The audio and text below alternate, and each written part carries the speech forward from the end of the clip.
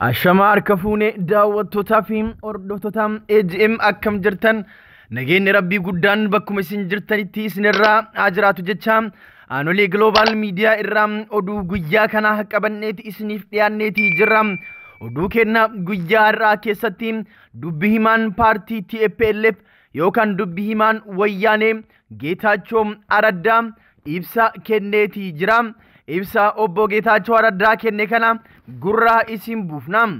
Egaan daawwattootaa fi hordoftoota keenyaa kabajamoo Dr. Geetaachoo Asaffaa ibsa Araddaa ibsa isaa keessatti maal dubbate maal jedhe waa'ee Abiy maal dubbate waa'ee waraana deemaa jiru maal dubbate dubbi himaa adda bilisummaa uummata Tigraay waan inni adda bilisummaa uummata Tigraay bakka bu'ee arra miidiyaa irratti haasa'e keessaa cuccuunfee gurra isin buusa. Daawwattootaa fi hordoftoota keenyaa kabajamoo ammas irra deebiidhaan yeroo gareerootti kan isin gaafannu warroonni YouTube channel keenyaa subscribe hin godhatin YouTube channel keenyaa subscribe godhadhaa jecha amma kallattimaan gara odeessaa guyyaarraa qabadhee dhufeetti isin ceesisa. Dubbi himaan adda bilisummaa uummata Tigraay yookaan wayyaanee ibsa miidiyaadhaaf kenne. Ibsa miidiyaa biyyattii Tigraay irratti kenne irratti Geetaachoo Araddaa akka duraanii san haasofni hin qajeelleef ture. Geetaachoo Araddaa har'a yeroo miidiyaatti haasa'u afaan isaa wal hidhee afaan gogee laagan isaa gogee ancufni afaan keessaa badee haala itti sodaataa haasahetu ture. Waan isaaniin eenyatu isaan mudate na fakkaate hin beeku haasa'u isaa irratti akka baay'ee sodaate hin beeksisa. Garuu haa ta'u Geetaachoo Araddaa akka duraanitti onnee guutuun haasa'uu baatuyyuu sossodaataa haasa'uyyuu malee wanti inni haasa'e akkuma duraanii dhaadannoo fi fokkora kan of keessaa qabuu fi Dr. Abiy Ahmediin rifachiisuudhaaf kan yaaleedha. Dr. Abiy Ahmed lola Tigraay irratti bane kana xumura itti gochuu yaadus lolichi waan dafee xumurri itti godhamu miti. Egaan Dr. Abiy Ahmed lola kana guyyaa irraa eegalee seeraan ifatti labseeti jira. Akkasuma Geetaachoo Araddaas deebisee ibsa kenneeti jira. Ibsi Geetaachoo Araddaa Dr. Abiy Ahmed maraataadhaan Dr. Abiy Ahmed sammuu hin qabu. Dr. Abiy Ahmed ijoolleedha. Uummata Tigraay fi TPLF balleessuudhaaf Dr. Abiy Ahmed akka Kooriyaa Kaabaa, Ruusiyaa, Ameerikaa fi Chaayinaa, Faransaay fa'aatti osoo Nikularayyuu ka qabaatu taate Nikulara sannutti gadi dhiisuurraa uf duuba hin deebi'u namtichi maraataadha. Kana sirritti isa beeyna. Kanaaf Dr. Abiy Ahmed meeshaa waraanaa qabu hunda fayyadamee akka nu dhahuu hedu quba qabna. Garuu mootu nuti warri Tigraay ufitti hin dhiifnu jedheetii jira. Dr. Abiy Ahmed yeroo ammaa kana meeshaalee waraanaa kutaalee biyyattii hunda keessa jiran hunda nutti bobbaasatii jira. Lolla amma karaa Amaaraatiin nurratti banameetii jira jechuudhaan Geetaachoo Araddaa akkasitti dubbate. Geetaachoo Araddaa itti dabaluudhaan bakka xayyaarri Abiy irraa ka'u amma adda baafataatii jira. Dr. Abiy Ahmed haleellaan inni Tigraay irratti gaggeessuudhaaf yaalaa jiru kan jalqaba haleellaa xiyyaaraati. Xiyyaaraan Tigraay barbadeessuu barbaada. Xiyyaaraan waraana Tigraay dhabamsiisuu barbaada. Xiyyaaraan waraana Tigraay daaraa gochuu barbaada. Kanaaf wanti ummata hubachiifnu ummata Itoophiyaas, ummata Amaaraas, ummata Tigraayis, ummata hunda wanti hubachiifnu namni tokko bakka xayyaarri Abiy irraa barartu akka hin kennineefidha. Lafa xayyaarri Abiy irraa kaatee nu dhoyte san nuti immootu deebisnee akka isiin takkaa jiru duniyaa tanarratti hin uumamitti daaraa isii goona. Kanaaf bakka xayyaarri Abiy irraa kaatu kan achi kaatee Tigraay hin dhoytu kamiyyuu barbadeessuudhaaf qophiidha jedhe Geetaachoo Araddaa.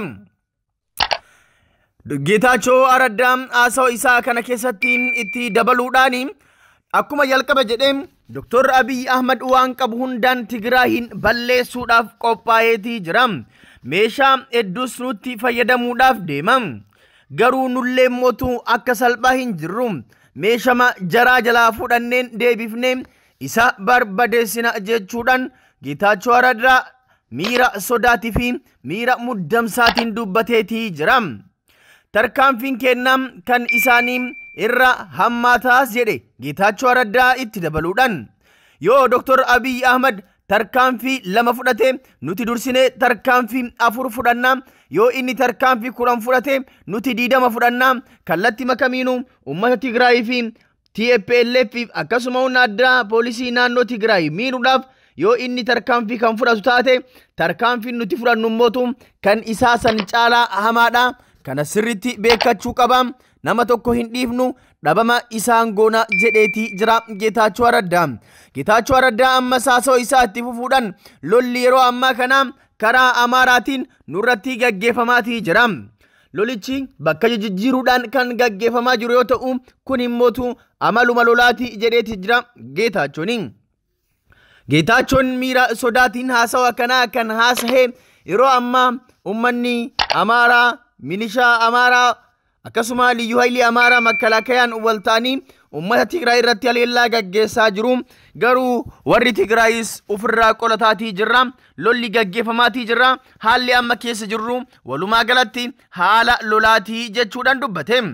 Waraanni makkalaakayaa Tigraay hedduun isaanii ka Tigraay keessa turan Tigraayitti makamaniitii jiran jedheetii jira itti dabaluudhaani. Akkasuma jeneraalonni 2 waraana hamma murtaa'e qabatanii warri makkalaakayaa keessa turan warri nuti dabalamuu dide gara Eertiraatti akka galan hubannee jirra jedheetii jira Geetaachoo Raddaa. Bakki isaan deeffatan hin jiru. Akkanammoo sirriitti beekna. Egaa wanta hunda ija gatii qabduun laalaati jirra. Tarkaanfii Dr. Abiy Ahmed fashaleessuudhaaf akkasuma barbadeessuudhaaf hojjetaa jirra jedheetii jira. Meeshaa waraana makkalaakayaa kan naannoo Tigraay keessa jiru kan warri Abiy Ahmed deeffanne jedheetiin haasahu wanni isaan deeffatan tokko hin jiru. Meeshaan hunduun harka jira. Meeshaa kanaan hamma dhumaatti loluudhaaf qophii qabna jedheetii jira Geetaachoo Raddaa. Meeshaan amma deeffanneerra bakka akkanaa to'anneerra jedhan hundi isaa soba. Hundi isaatu to'annoo keenya jala jira jedheetii jira Geetaachoo Raddaa. Raayyaa ittisa biyyaa waliin waliigaltee irra geenneerraa kan jedhe Geetaachoo Raddaa. Raayyaan ittisa biyyaa kun kan naannoo Tigraay keessatti argamuu fi yeroo ammaa to'annaa yookaan kolonii warra humna addaa liyyuu haayilii naannoo Tigraay warra ta'e wajjin waliigaltee irra qaqqabee akka jiru dubbaten. Ajajaan naannoo sanitti akkasuma qooda ol'aanaa qaban dhalattoota Tigraay waan ta'aniif dhalattoonni Tigraay mootu nu wajji wal dhabbee guddaa hin qabani. Kanaaf isaa wajjin waliigalleetii jirra jedheetii jira Geetaachoo Raddaa. Yeroo ammaa kan kooriin kaabaa ajaja Dr. Abiy Ahmed fudhatu hin jiru. Guutumaan guututti jalaa fudhanneetii jirra. Biyyattiin koorii 4 qabdi. Koorii bahaa, koorii dhihaa, koorii kibbaa fi koorii kaabaati. Kanaaf yeroo ammaa kana kooriin kaabaa yookaan izziin kaabaa kan ajaja Abiy fudhatu hin jiru. Raayyaan ittisa biyyaa izzii kaabaa jiru hundi yeroo ammaa kana ajaja keenya jala jira jedheetii jira Geetaachoo Raddaa ibsa isaa kana keessatti. Dhumarratti Geetaachoo Raddaa ummanni Tigraay ni injifata. Humni addaa poolisii naannoo Tigraay, mootummaan naannoo Tigraay, milishaan Tigraay fi ummanni Tigraay wal gargaaree qaamni diinni inni hin injifanne tokkollee hin jiru. Hunda isaanii irra aanu teenna jedheetii jira. Egaan daawwattootaa fi hordoftoota keenyaa kabajamoo lolli deemaa jiru kana fakkaata. Ibsi har'a Geetaachoo Asaffaa kenne dhaadannoon fokkorriin isaa kana fakkaata. Dr. Abiy Ahmed immootu lolaaf kutatee jira. Tigraay haleeloo edaa muka itti naqoo eda jechuudhaan namooti hedduun yaada isaanii kennataatii jiru. Egaan daawwattootaa fi hordoftoota keenyaa kabajamoo lolli amma jidduu jara kanaatti deemaa jiru lola hamaadhuma hin qabnee fi kan lubbuu nama hedduu barbadeessuudha deemu akka ta'e ammumarraayyuu hubachuun nama hin dhibu. Egaan daawwattootaa fi hordoftoota keenyaa kabajamoo haalli amma deemaa jiru kana fakkaata. Haalichi baay'ee ulfaataadha. Haala kana keessatti waan jiru hunda jala buunee hordofnee kan gurra isin buufnu ta'a. Ammaaf kan isinii qabadhee dhufe ibsa Geetaachoo Raddaa kenne gama bilxiginnaatiinis waan jiru qabadhee kan isinitti dhufu ta'a. Egaan daawwattootaa fi hordoftoota keenyaa irra deebiidhaan honooroon YouTube channel keenya subscribe hin godhin YouTube channel keenya subscribe godhadhaa jecha odeeffannoo biraatiin deebinee hanga wal agarruutti nagaan nuuf turaan dhaamsa kennam.